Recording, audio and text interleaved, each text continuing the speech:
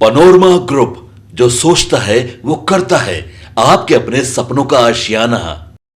नमस्कार, स्वागत है आपका सिटी पोस्ट लाइव में। मैं हूं ऋषि और मैं अंकित। साल 2025 को विदाई देने और नए साल 2026 का स्वागत करने के लिए राजधानी पटना पूरी तरह से तैयार है। जी हां, लेकिन इस बार जश्न के उत्साह के साथ साथ प्रशासन की सख्ती भी चरम पर है। अगर आप पटना की सड़कों पर या गंगा की लहरों के बीच नए साल का जश्न मनाने की योजना बना रहे हैं तो यह खबर आपके लिए बहुत महत्वपूर्ण है।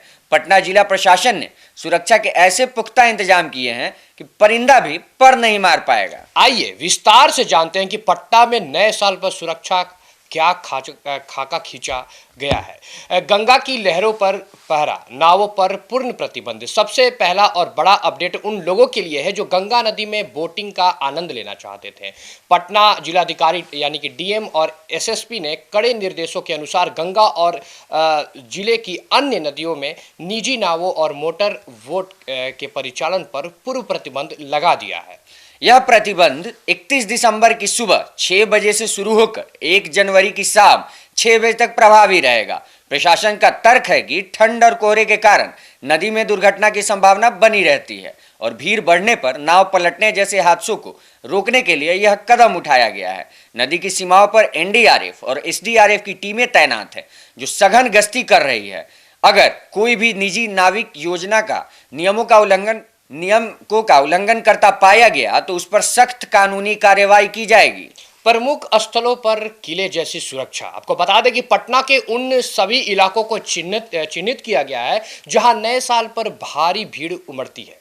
कुल 104 प्रमुख स्थलों को हाई अलर्ट पर रखा गया है। इन जगहों पर 125 से अधिक दंडाधिकारी यानी कि मजिस्ट्रेट्स और पुलिस पदाधिकारी की प्रतिनियुक्ति की गई है। सुरक्षा व्यवस्था को संभालने के लिए सशस्त्र बल, महिला पुलिस बल और लाठी बल के जवानों को चप्पे चप्पे पर तैनात किया गया है। सुरक्षा के घेरे में रहने वाले प्रमुख स्थान हैं जैसे संजय गांधी जैविक उद्यान, पटना जू। यहाँ सबसे बड़ा भीड़ की संभावना को देखते हुए विशेष QRT तैयार की गई है। धार्मिक स्थल में जैसे महावीर मंदिर जो पटना जंक्शन के समीप है, इस्कॉन मंदिर, पंचमुखी हनुमान मंदिर और पटन देवी मंदिर में श्रद्धालुओं की सुविधा और सुरक्षा के लिए बैरिकेडिंग की गई है। अब बात करते हैं पार्क की। तो सार्वजनिक पार्क, इको पार्क, कुम्हरार परिसर और गांधी मैदान में अतिरिक्त पुलिस बल तैनात रहेगा। इसके अलावा आपातकालीन स्थिति से निपटने के लिए फायर ब्रिगेड और एम्बुलेंस की टीमें इन चिन्हित स्थलों पर अपनी स्टैंड बाई बोर्ड में रहेगा ताकि कोई भी हादसा होने से तुरंत उसका समाधान निकल सके। हुड़दंगी बाइकर्स की अब खैर नहीं। राजधानी की सड़कों पर लहरिया कट मारने वाले और तेज रफ्तार से बाइक दौड़ाने वाले हुड़दंगियों के लिए प्रशासन ने स्पष्ट चेतावनी दी है। अटल पथ और जेपी गंगा पथ यानी मरीन ड्राइव जैसे हाई स्पीड कॉरिडोर पर विशेष बैरिकेडिंग की गई है। सभी थाना अध्यक्षों को निर्देश दिया गया है कि वे अपने अपने क्षेत्रों में लगातार गश्ती करें। अगर कोई बाइकर स्टंट करता हुआ या शराब पीकर वाहन चलाता हुआ पकड़ा गया तो उसकी गाड़ी जब्त करने के साथ साथ उसे जेल की हवा भी खानी पड़ सकती है। पैदल चलने वाले शरणार्थियों को कोई असुविधा ना हो, इसके लिए पिकनिक स्थलों के पास के फुटपाथों को अतिक्रमण मुक्त कर दिया गया है। आपको बता दें कि डिजिटल निगरानी और सोशल मीडिया पर नजर बनाए जाएंगे। पटना की सुरक्षा केवल जमीन पर ही नहीं बल्कि आसमान और डिजिटल दुनिया में भी है। 3300 से अधिक सीसीटीवी कैमरे के जरिए शहर के हर कोने की मॉनिटरिंग की जाएगी। जिला नियंत्रण कक्ष में 3 शिफ्टों में अधिकारी तैनात हैं जो लाइव फीड पर नजर रखे रहेंगे। वहीं सोशल मीडिया पर अफवाह फैलाने वालों के खिलाफ इंटरनेट मीडिया मॉनिटरिंग सेल को सक्रिय कर दिया गया है। किसी भी भ्रामक या आपत्तिजनक पोस्ट पर तुरंत खंडन किया जाएगा और संबंधित व्यक्ति पर कानूनी शिकंजा कसा जाएगा। हाजीपुर और दियारा क्षेत्र के लिए निर्देश। एक महत्वपूर्ण अपडेट यातायात और कनेक्टिविटी को लेकर भी है।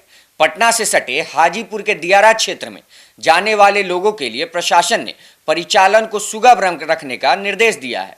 हालांकि सुरक्षा मानक वहां भी कड़े हैं, लेकिन यह सुनिश्चित किया जा रहा है कि आम नागरिकों को आवाजाही में अनावश्यक परेशानी ना हो। देखिए, प्रशासन की इसमें अपील है कि सतर्क रहें और सुरक्षित रहें। पटना प्रशासन ने आम जनता से अपील की है कि वे जश्न मनाएं लेकिन कानून के दायरे में रहकर।